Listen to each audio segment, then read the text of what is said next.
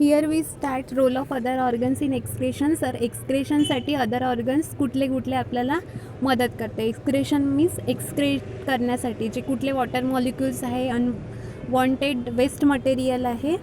तर पहिला आहे ऑर्गन स्किन. तर skin of many organisms is thin and permeable. जे स्किन आहे म्हणजेच आपण त्याला कातडी म्हणतो खूप वेगवेगळ्या ऑर्गॅनिझम्सची. तर ते कशी असते, थिन असते आणि परमिएबल असते, म्हणजेच त्याच्यामधून जे मॉलिक्युल्स आहे स्मॉल ते इकडे तिकडे ट्रान्सफर होऊ शकते. So it helps in diffusion of waste products like ammonia. ते कशासाठी हेल्प करते, डिफ्युजन होण्यासाठी. कोणत्या प्रोडक्ट्सचं, अमोनियाचं. तर human skin is thick and impermeable. तर ह्युमनची स्किन कशी असते, थिक असते, जे जाड असते, आणि इम्परमिएबल असते, म्हणजेच इकडले तिकडले सबस्टन्सेस हे ट्रान्सफर होऊ शकत नाही, म्हणजेच डिफ्युजन होऊ शकत नाही. So it shows presence of 2 types of glands. तर त्याच्यासाठी काय असते, 2 टाईप्सच्या ग्लँड्स प्रेझेंट असते स्किनमध्ये.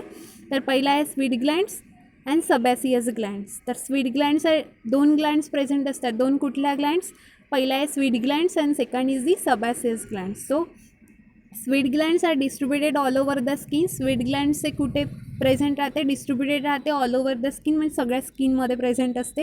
आणि they are abundant in palm and facial region. ते कुठल्या, पाल्म आणि पायाच्या भागात आणि फेशियल रिजन्समध्ये जास्त प्रमाणात असते, palm and facial regions. So this is the diagram of LS of skin. Here present hair below the hair means at the neck region where present sebaceous glands. Here present pores and here is present sweat glands. The simple unbranched coil glands open on the surface of skin. ह्या ज्या glands आहे दोन्ही पण त्या कुठे open होते, at the surface of skin through an opening called sweat pore. आणि कशा थ्रू ओपन होते, पोर असल्यामुळे त्याला काय म्हटलं, स्वीट पोर. Sweet primarily produce for sweet glands काय करते, प्रोड्यूस कशामुळे होते, थर्मोरेग्युलेशनसाठी, म्हणजे टेम्परेचर आपल्या बॉडीमध्ये मेंटेन करायसाठी स्वीट ग्लँड्स प्रोड्यूस करते sweets. But it also excrete substances like water, NaCl, lactic acid and urea. The sweet glands अजून काय एक्सक्रीट करते, substances like water, NaCl, lactic acid and urea. Next gland is sebaceous glands. They are present at the neck of hair follicles. ते कुठे present असते, hair फॉलिकल्सच्या neck रिजनमध्ये. ते secrete oily substances called sebum. ते काय secret करते, oily substances, त्याला काय म्हटलं जाते, sebum. It forms a lubricating layer on skin making it softer. हे ल्युब्रिकेटिंग लेअर फॉर्म करते, त्याला काय, making it softer. It protect skin from infection and injury. ते मेकिंग सॉफ्टर बनवते ते स्किन, आणि ते काय प्रोटेक्ट करते स्किनला इन्फेक्शन आणि इंजुरीपासून. Next organs is lungs. Lungs is help for excretion. How it helps for excretion ते आपण पाहू. Lungs are the respiratory organs. तर लंग्सचं फंक्शन काय आहे, ऑक्सिजनला आत घेणे आणि CO2 हे इनहेल करणे, CO2 हे एक्सपेल करणे आणि इनटेक करणे ऑक्सिजनचं. तर lungs are the respiratory organs, म्हणजेच ते आपल्याला रेस्पिरेशनसाठी मदत करते. They help in excretion of volatile substances like CO2 and water vapour produced during cellular respiration. जेव्हा सेल्समध्ये रेस्पिरेशन होत असते ते काय करते, volatile substances like CO2 and water vapor produced during cellular respiration, तर ते हेल्प इन एक्सक्रेशनचं काम करते. आणि they also excrete volatile substances present in spices and other food stuff. अजून आपण स्पायसेस आणि अदर फूड स्टफ्समधलं जे एक्सक्रीट volatile substance आहे ते एक्सक्रीट करायचं काम कोण करते, लंग्स करते. नेक्स्ट आहे डिसऑर्डर अँड डिसीजेस. तर कुठले कुठले डिसीजेस आपल्याला होत असते, किडनीच्या किडनीमध्ये इंजुरी झाली किंवा इन्फेक्शन झालं तर ते आपण पाहूया. Excessive albumin in urine indicates injury to endothelial capsular membrane as a result of increase blood pressure.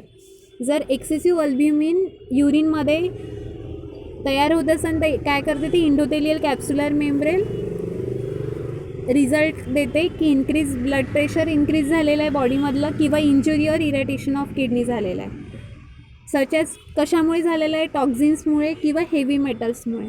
The presence of excessive quantities of ketone bodies in urine may be cause due to diabetes mellitus. तर ketone bodies form होते युरिनमध्ये excessive प्रमाणात, तर ते काय show करते, एकतर diabetes झालेलं आहे. कीटोन बॉडीजमध्ये क्लोरियमचं प्रमाण जास्त असू शकते, सोडियमचं प्रमाण जास्त असू शकते. तर ते कीटोन बॉडीज एक्सेसिव्ह प्रमाणामध्ये युरिनमध्ये बघायला मिळते आणि ते काय शो करते, एक्सेसिव्ह प्रमाणामध्ये कीटोन बॉडीज असल्यामुळे एकतर त्याला डायबिटीज मेलाटस झाला आहे किंवा starvation or too little carbohydrate in diet. त्या स्टार्वेशन म्हणजे उपासमार झाला आहे किंवा त्याच्या डाएटमध्ये कार्बोहायड्रेटचं प्रमाण हे कमी आहे. पण presence of leucocytes in urine indicates possibility of infection of kidney or other urinary organs. जर युरिनमध्ये ल्युकोसाइडचं प्रमाण हे जास्त आहे, म्हणजेच WBC, ज्यालाच आपण व्हाईट ब्लड कार्पसल्स म्हणतो, तर ते काय करते, पॉसिबिलिटी दाखवते इन्फेक्शन आहे किंवा or other any urinary organs. किडनीला इन्फेक्शन आहे किंवा अजून आणखी कोणत्या युरिनरी ऑर्गन्सला इन्फेक्शन आहे असं इंडिकेट करते.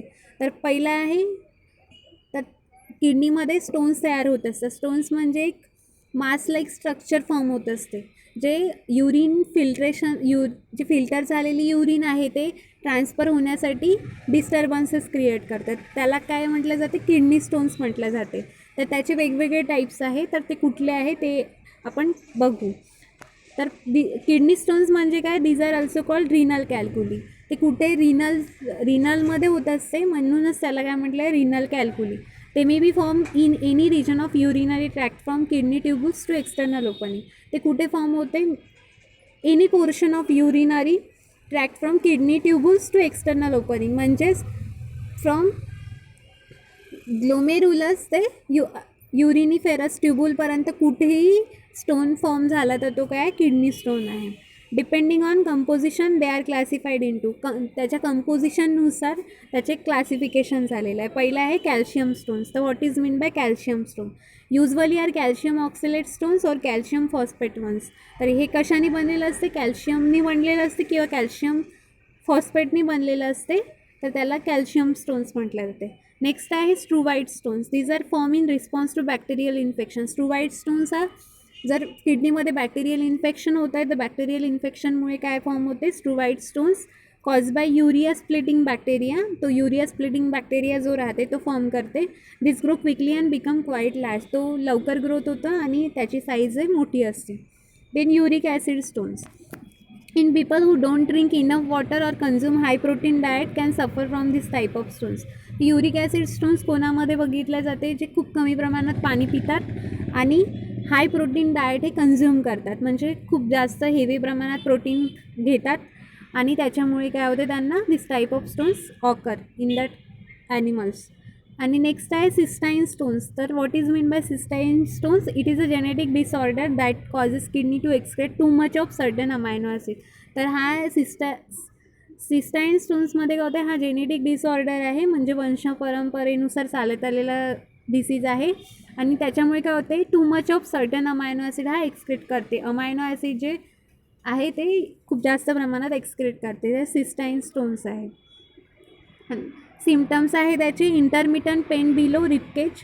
रिपकेजमध्ये पेन होत असते, इन बॅक अँड साईडवेजमध्ये पण पेन होत असते. Then brownish reddish pinkish urine.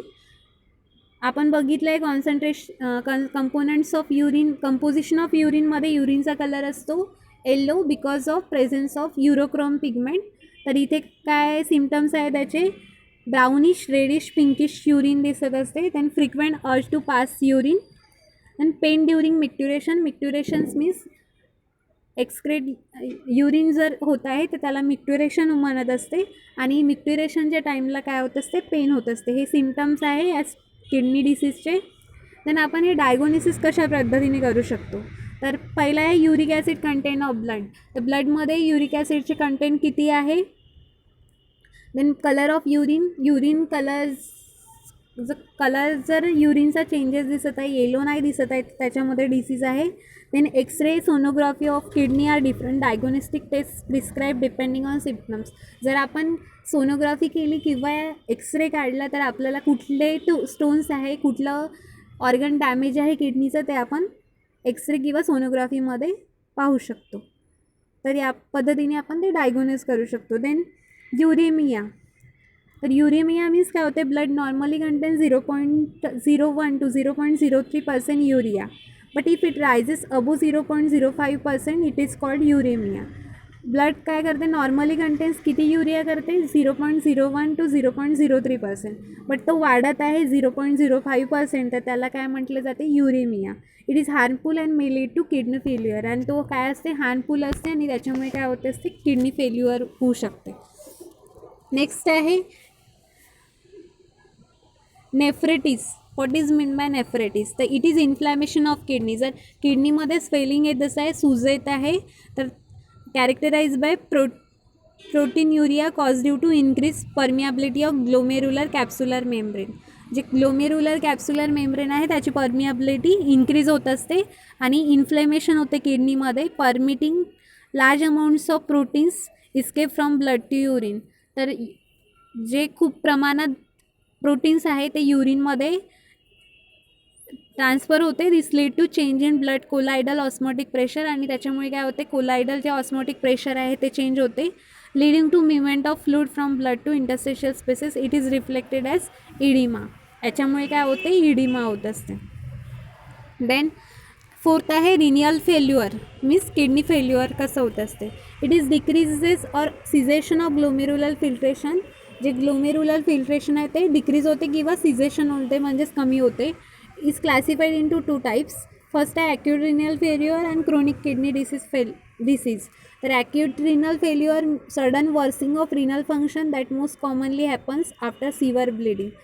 हे कुठे खूप जास्त प्रमाणात पाहायला मिळते, सडन आणि लवकर चेंजेस होते acute renal failure that commonly happens after severe bleeding. Then there is decrease in urine output. त्याच्यामध्ये काय होते, युरिनचा जो आउटपुट आहे तो डिक्रीज होते.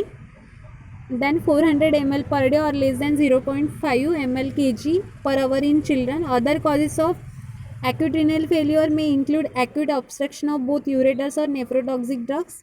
Then ARF can be detected biochemical by even creatinine level. आपण ते कशाने डिटेक्ट करू शकतो, इलिव्हेटेड सेरम किरॅटिनिन लेवल. आणि सेकंड कुठला आहे, chronic kidney diseases. It is progressive and generally irreversible decline in glomerular filtration.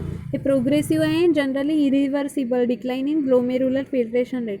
It may be cause due to chronic glomerular नेफ्रेटिस.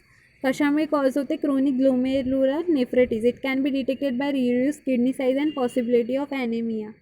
हे कशाने डिटेक्ट करू शकतो आपण, it can be detected by reduce kidney size and possibility of anaemia. In next lecture we will discuss about hemodialysis.